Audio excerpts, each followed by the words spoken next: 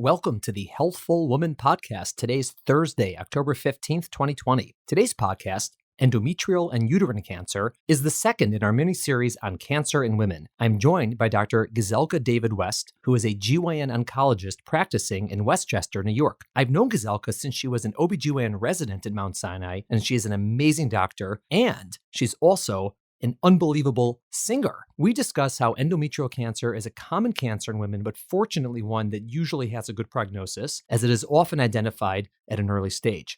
And we also talk about her singing career. Next week, I'm joined by Dr. Tamar Goldwasser to discuss cancer genetics, and then we will have 3 podcasts on breast cancer with Dr. Christina Weltz. The entire 3-week miniseries is being sponsored by Sharsheret, which is a terrific nonprofit organization devoted to supporting women with breast and ovarian cancer and their families.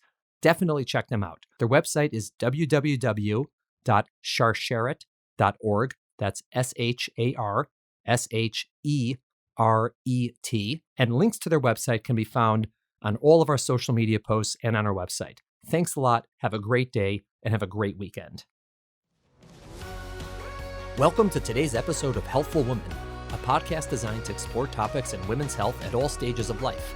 I'm your host, Dr. Nathan Fox, an OB/GYN and maternal fetal medicine specialist practicing in New York City. At Healthful Woman, I speak with leaders in the field to help you learn more about women's health, pregnancy, and wellness. All right, we have Gizelka David-West here with us. Dr. David-West is an assistant professor of OB/GYN and GYN oncology at New York Medical College and practices at Westchester Medical Center. And we've known each other a long time. And Gizelka, I'm really happy that you're here.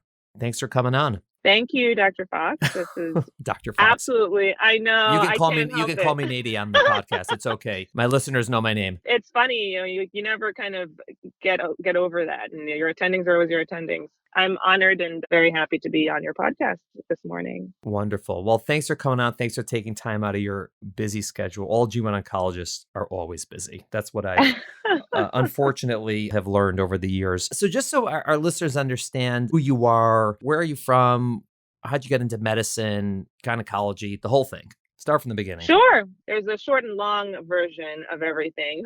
So I'll give it like an abridged. I'm an immigrant. I immigrated from Nigeria with my family, my Nigerian father and my Slovakian mother, and then my 3 siblings. So we came to New York City, the melting pot, in 1991. So I was about 9 years old or so. And so basically, New York is considered hometown. We've been here for many, many years now.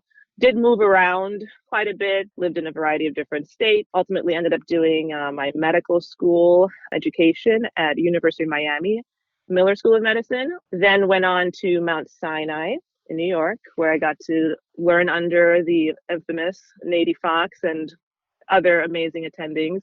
So my internship and residency were completed there, and then fellowship was at NYU for GYN oncology. And I've been at Westchester Medical Center now for about 5 years. This was my first job out of fellowship, but it's really been amazing, very fulfilling.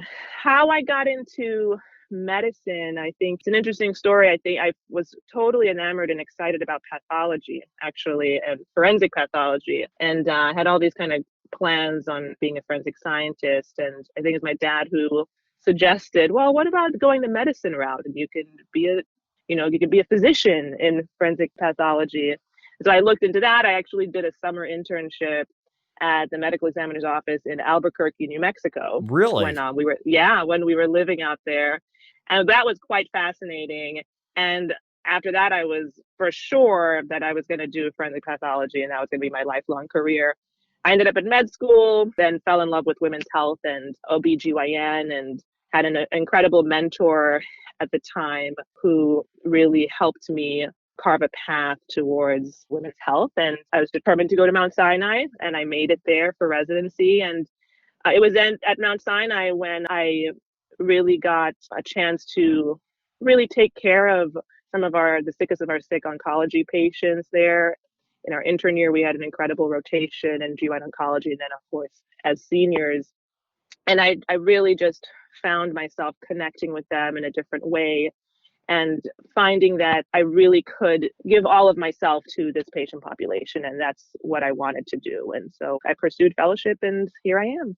It's amazing. How does a kid get interested in forensic pathology? What is that like? Were you like watching old Quincy reruns? Like, how did you get into that? It's funny. I think I've always enjoyed detective shows or even Dateline or all those kind of mystery novels. I did read a lot of mystery novels when I was younger. I think Ed McBain, I want to say, is a mystery author from a long, long time ago. And so crime scene investigation, all that kind of stuff. So yeah, I was really into it. I still am. If you find me watching shows, I don't watch medical shows at all. I'm like, I live that. So I can't possibly watch Netflix shows about medicine, but you will find me watching them on crime and that kind of genre. So it still piques my interest. That's so interesting. And then, what you're saying about GYN oncology is really true. And the people who are drawn to GYN oncology, it's a unique breed of person because it's really intense, and the women can be very sick. Obviously, they're not always sick, and frequently they do really well,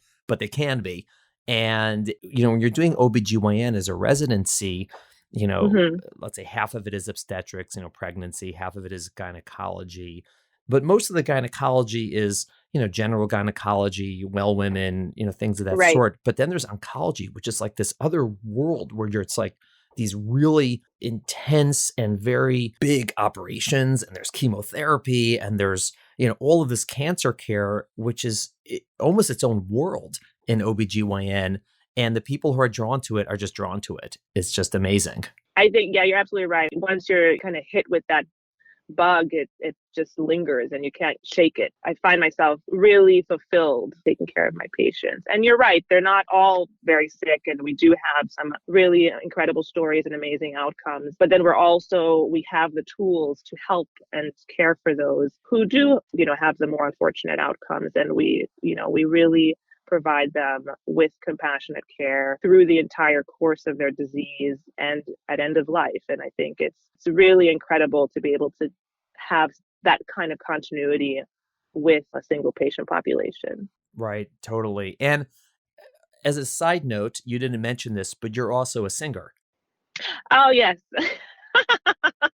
I am. That's also another awesome part of being a GYN-oncologist, because I essentially got recruited to be the new lead singer for the band No Evidence of Disease. So last summer, they were looking for a new female lead singer. And so they reached out to me. Yeah, I got on their tour with them, and it was an awesome experience, and we were looking forward to 2020 and doing more shows, and then COVID happened. But it is very exciting. So it's a band of all-GYN-oncologists from all over the country, actually, and they've been around for over 10 years. They have a PBS documentary, about 3 albums already out. I'm not on any of those, but we're hoping to put out one or two new albums in the next year or two, recordings with me and them. But it's exciting. It's really fun. It's a great outlet. And the main premise for the band is really advocacy and awareness for women's cancer. So we kind of go around the country promoting awareness and providing support for our patients and other women around the world or country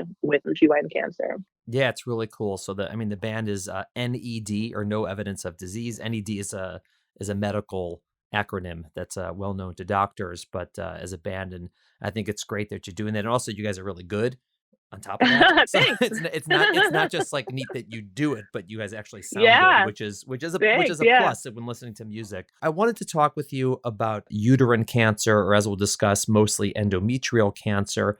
And I think that this is probably one of those circumstances where most of the women who present with this type of cancer actually have good outcomes after treatment. And so this is, of all the cancers that you're going to be dealing with, probably one of the, I don't want to say easier, but in terms of what the expectations are in terms of cure, in terms of survival, they're generally much better than for, say, ovarian cancer. Correct. Absolutely. I always tell my patients there's no good cancer, right? But there are different, of course, variations, and some that are obviously a lot easier to treat or curable, whereas there are others that are more aggressive and higher risk and with not so favorable prognosis, right? Right. And in the US, uterine cancer or endometrial cancer is actually the most common gynecological cancer, the most cancer for women, correct? Yes, it is absolutely the most common. And like you mentioned, endometrial of the uterine cancers is the most common. So uterine cancer, you have endometrial, and then you have the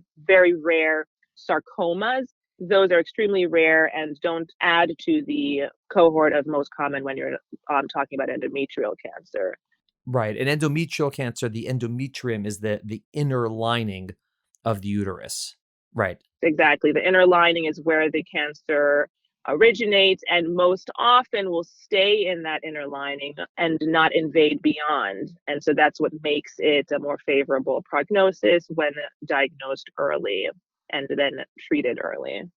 Right. And then in other countries, cervical cancer tends to be more common. And that's just because potentially those countries don't have as robust a screening program for cervical cancer with pap smears and whatnot that we do here. Correct. So the screening and also vaccination, I have to throw in a plug for the Gardasil vaccine because it is absolutely critical in decreasing the rates of cervix cancer that we would potentially see. But yeah, the screening programs are much more robust here. And what drives the endometrial cancer numbers here in the United States is also the level of obesity in our country, because that's directly correlated to the type of endometrial cancer that is related to hormone levels. And so that there's a correlation with obesity and that particular type of endometrial cancer. Who's most likely to get endometrial cancer? Meaning in what cohort of women? It's typically older women, yes? Yes. So you'll see in older women, it's the postmenopausal, usually the obese or overweight, who have what we call the exogenous estrogen. So when you're in menopause, your ovaries stop producing your normal estrogen and progesterone levels, and those work, to counteract each other, give you a nice equilibrium, so things stay normal, quote unquote, in the endometrium. When you're in menopause, and let's say now you're overweight or obese, your fatty tissue has an ability to create estrogen. And so that estrogen now circulates throughout your body and is going to act on various organs and structures. It acts in a positive way on our heart, in a positive way on our bones, but unfortunately acts in a negative way on that uterus that's still inside your body, especially when there's no progesterone to counteract it. And so then what we see is these higher levels of estrogen that are targeting this uterus, and that lining is stimulated by that estrogen and grows kind of out of control, grows thicker and thicker over time. And with that growth, then you can start having cell populations that start mutating and behaving abnormally. And that's where you can then develop precancers or cancers related to those high hormone levels. And that's how you really get the most common types of endometrial cancer that we see.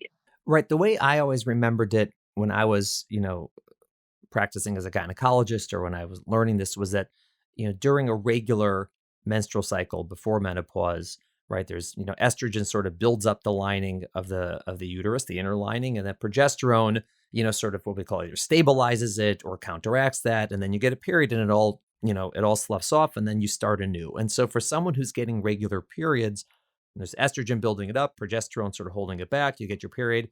The chance of it becoming what we call atypical or unusual or cancerous is very, very low because it's regenerating and it's going away every month.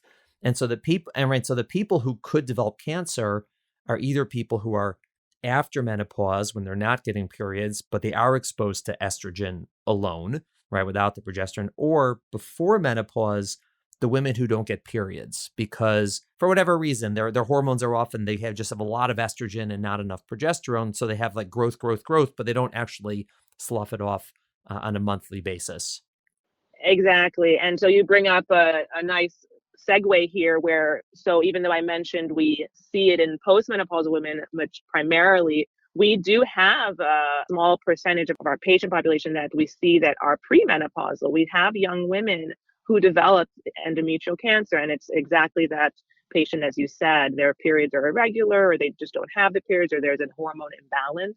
And so we do see them present with endometrial cancer at the younger ages.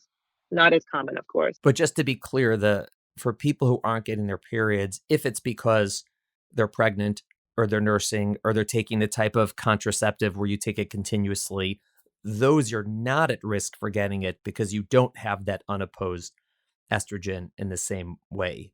Absolutely correct. Yes. Right. So it's just women who sort of naturally don't get periods because they have too much estrogen. and not enough progesterone. And one of the risk factors to that is having fat tissue, so obesity. Exactly. Right. Exactly. We had a podcast about ovary cancer and how hard it is to screen for it. And then we had a podcast on pap smears and how great that is in screening for cervical cancer. How would someone screen for endometrial cancer? The screening per se is really advocated or recommended for women who have a known genetic mutation or they're part of the familial hereditary syndrome called Lynch syndrome.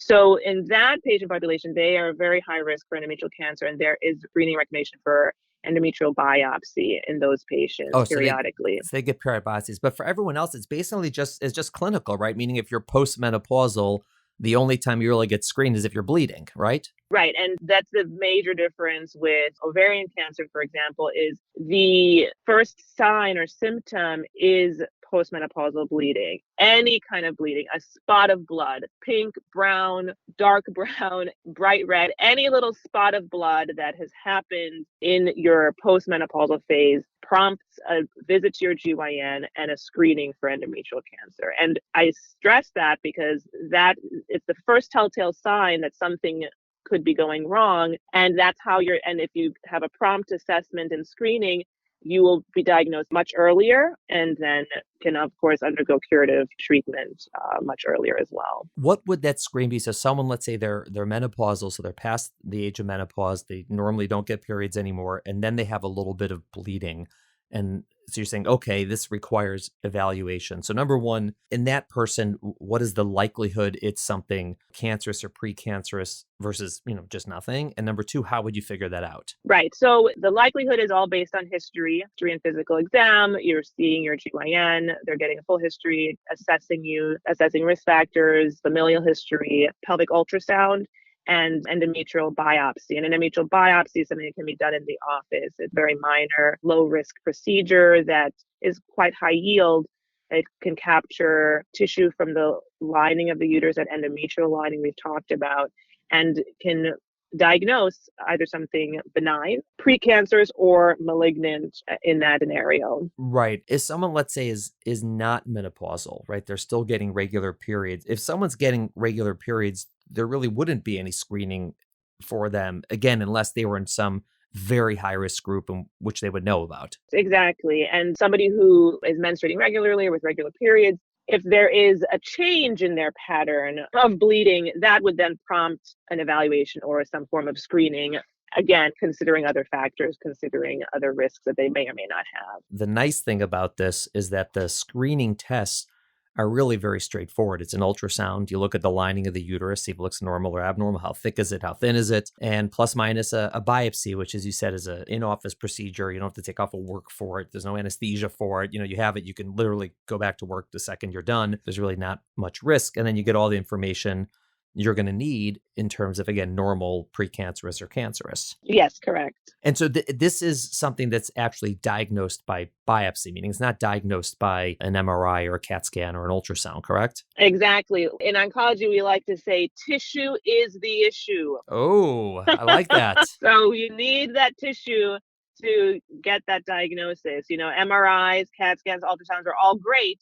They can give you a very good educated guess on what's happening and predict the potential, but without that tissue, you really don't have a 100% definitive diagnosis. Right. And also I think it's because, certainly nowadays, so much of the treatment and the prognosis is based on how abnormal the cancer cells are. And this is true for all cancers, meaning it's not like cancer, no cancer. It's not binary. There is cancer that is highly unusual, which is worse. And there's cancer that's just slightly unusual, which is generally better prognosis, easier treatment. And so not only do you need it to make a diagnosis of cancer, but sort of what I believe you guys called, you grade it, correct? You're absolutely correct. It's really on how abnormal the cells are. And the most common type of endometrial cancer we see is your low grade, or some people will see on their reports, a grade 1 or a well-differentiated endometrioid endometrial cancer. So this is the terminology that we use, but it's the low grade type. These are the most common.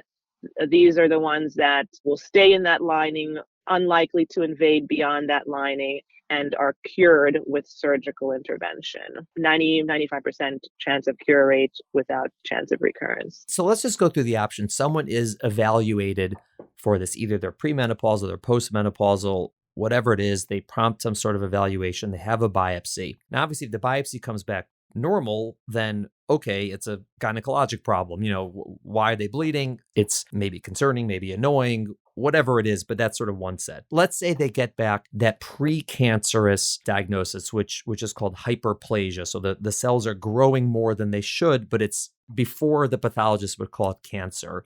How is that managed? And is it different based on who the person is? Hyperplasia, there is, again, different grades or different levels of severity of hyperplasia. You have your simple, meaning these cells are very, very close to normal. They've barely started mutating. Or you have your complex, which they're starting to look more abnormal. And then you have your group that has atypia or no atypia. And again, this is just, as we discussed, how irregular, how abnormal are these cells? And whenever I talk with my patients about this, I usually draw a little diagram. It's a spectrum of disease. I put on one end of the paper normal, and the other end is cancer. And then I do little tick marks all along the middle, getting from normal closer to cancer, getting closer to cancer. And so basically, simple hyperplasia, no atypia is the closest to normal, whereas complex hyperplasia with atypia is the closest to cancer.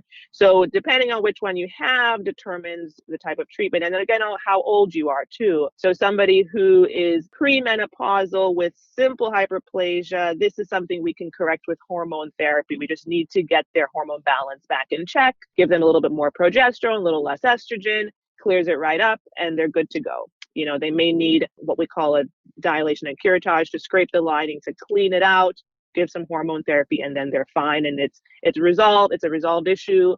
They would need follow-up to just monitor their bleeding pattern. And if they developed irregular bleeding again, you would then resample to see, is this hyperplasia coming back? But that usually does not need definitive surgical intervention with hysterectomy, which I know we're going to talk about later. Versus now your patient who has complex atypical hyperplasia, young or older, this requires a little bit more thought and more decision making about kind of which direction you want to go. If they're younger and pursuing fertility, you can still do that dilation and curettage, do some hormone therapy, help them clear that, because it can clear. There is about 50-60% regression rate with the appropriate therapies, and they can then go on to pursuing fertility once they have a cleared lining without hyperplasia anymore. If you have your older patient who's postmenopausal that doesn't need to retain their uterus, this is a patient that if they can undergo a definitive surgical management, you highly recommend that, because complex atypical hyperplasia has the highest rate of progression to cancer, about a 25% chance to progress to cancer. And we have seen on these final hysterectomy specimens that about 40 to 50% of those hysterectomies that initially the biopsy said complex atypical hyperplasia now actually have concurrent cancer. Because the biopsy is only a small portion, whereas if you look through the whole uterus, you'll find small areas of cancer potentially. You can have small areas. And again, this will be a low-grade type of cancer because that's the progression of the disease. It goes from that complex atypical to the low grade. It doesn't jump from the complex atypical to something high grade or very aggressive. Right. So for people with the hyperplasia, again, just to summarize, based on sort of how close it is to cancer, that'll change, how likely it's going to work to treat with just hormones and a DNC, dilation and curettage.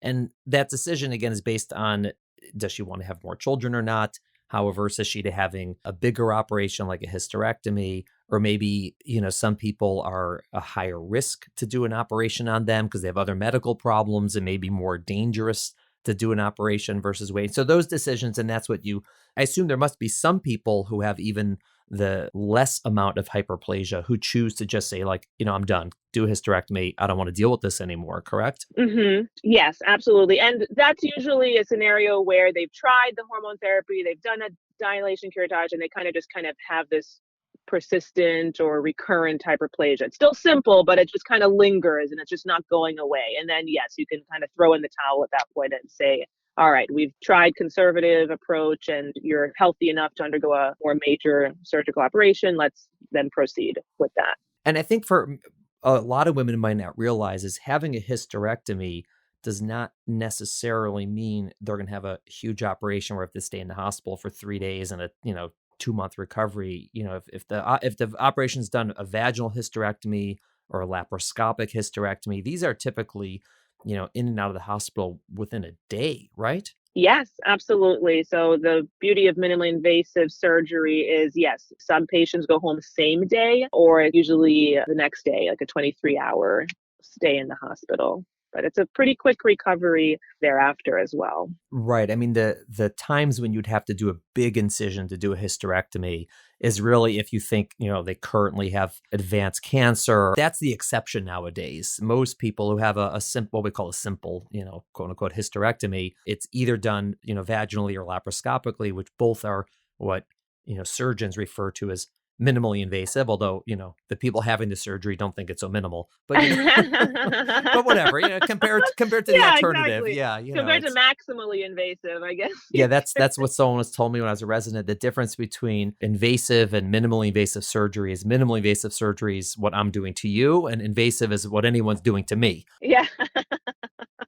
With all that in context, it is true that these operations are much less invasive and with a shorter recovery, Correct. easier recovery compared to sort of those, what we used to call a transabdominal hysterectomy, which is the big incision and the whole, that whole recovery. And so what about if someone gets back a diagnosis actually of cancer? It's usually what we call stage 1, correct? Yeah, the staging is done once you have your final pathology, but clinically you can stage them based on their exam.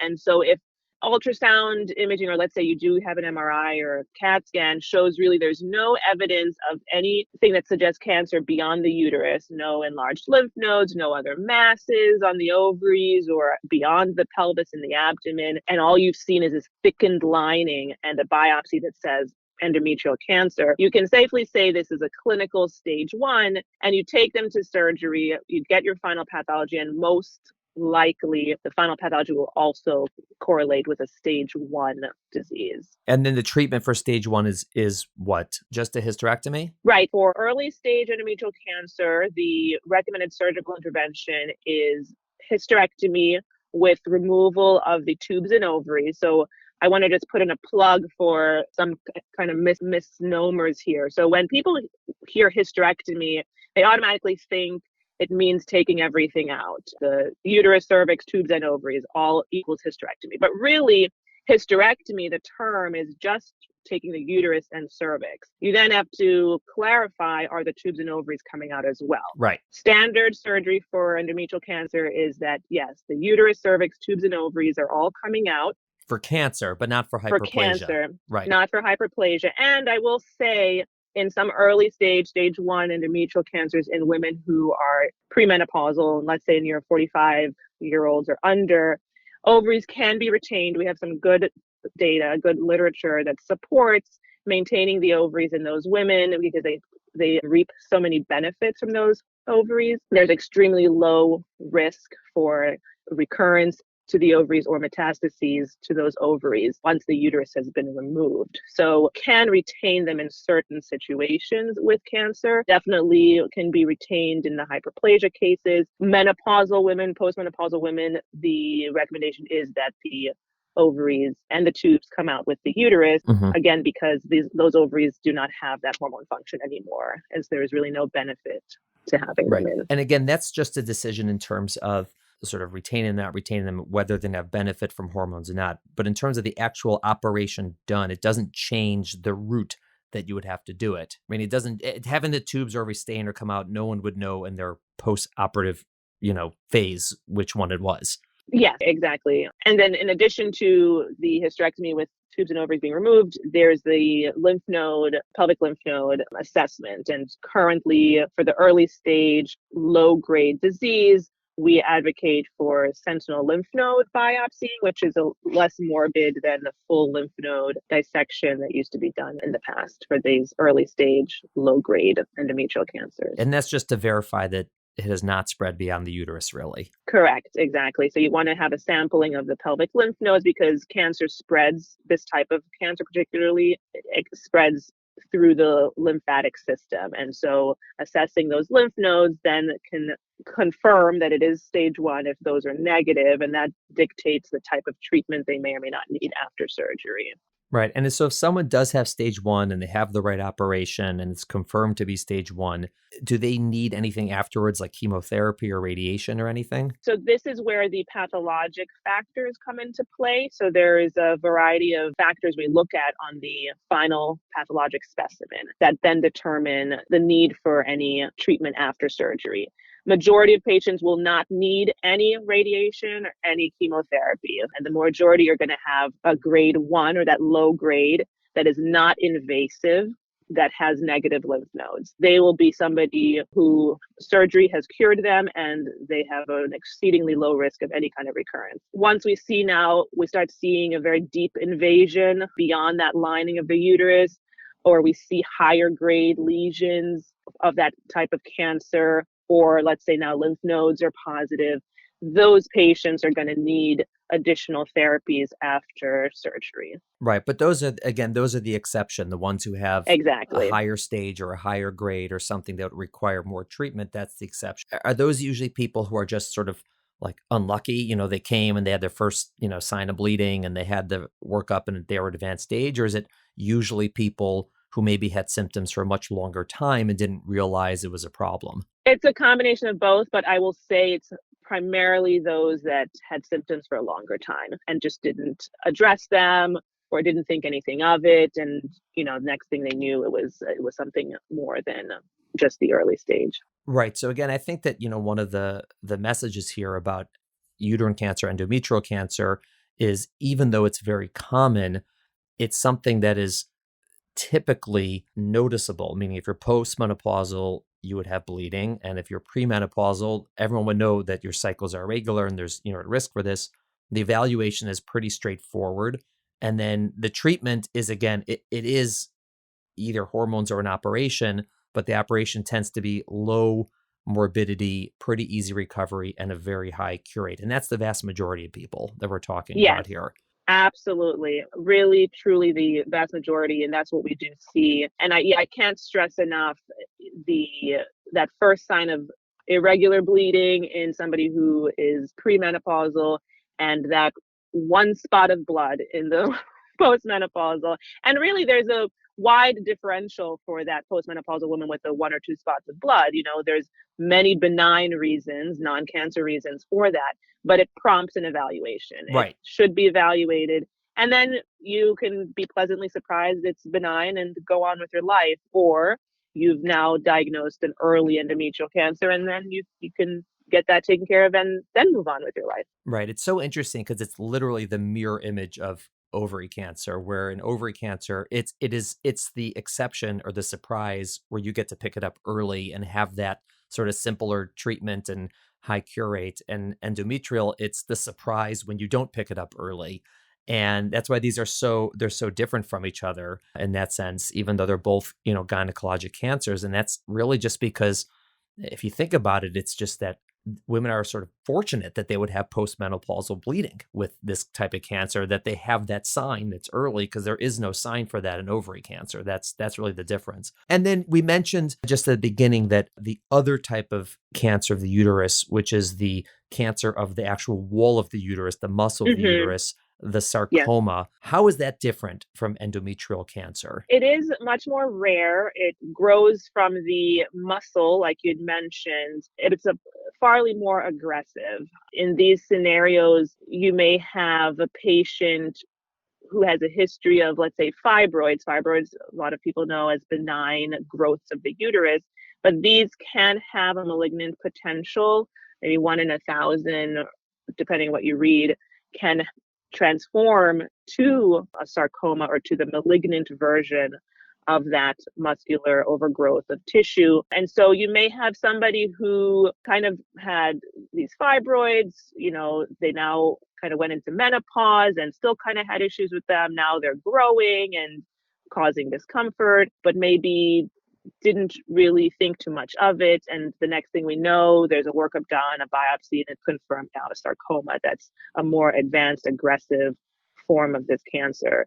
So it's one scenario versus where these can come up de novo, meaning just spontaneously, again, overgrowth mutation within that muscular lining of the uterus. And we can see them at early stages because they're so highly aggressive. They tend to metastasize and then are found at the more advanced stages. Right. I mean, sarcoma's tough because the cancer itself is a more aggressive cancer. And Right. sort of like ovary cancer, it's harder to find until they're big. That cancer, fortunately, is rare because the prognosis is much worse. It is exceedingly rare. We do see it from time to time, and we have, of course, surgical intervention, radiation chemotherapy. The prognosis is not as good as your endometrial variety. Got it. Wow. Gizelka, this was so helpful. Thank you for coming on and clarifying and explaining everything and the importance Sure. of, recognizing potential symptoms of endometrial cancer and the fact that, the prognosis again is typically really, really good with proper care and with proper follow-up. Absolutely. Thank you so much for having me. I'm a big advocate for patient education and promoting disseminating of knowledge to our general population, because it's just only going to help people and help us take care of our patients if they're well educated. Yeah, and I'm going to try to get every single person from your residency class onto this podcast. So far, I got you. I got Melka's been on like 46 times, of course, and Jalinthia was on. We have the whole crew. Definitely. This was wonderful. Thanks again. I really enjoyed it, and I do hope that I've shared some valuable information to the people listening. Thank you for listening to the Healthful Woman podcast. To learn more about our podcast, please visit our website at www.healthfulwoman.com. That's HEALTHFULWOMAN.com. If you have any questions about this podcast or any other topic you would like us to address, please feel free to email us at hw@healthfulwoman.com. Have a great day. The information discussed in Healthful Woman is intended for educational uses only and does not replace medical care from your physician. Healthful Woman is meant to expand your knowledge of women's health and does not replace ongoing care from your regular physician or gynecologist. We encourage you to speak with your doctor about specific diagnoses and treatment options for an effective treatment plan.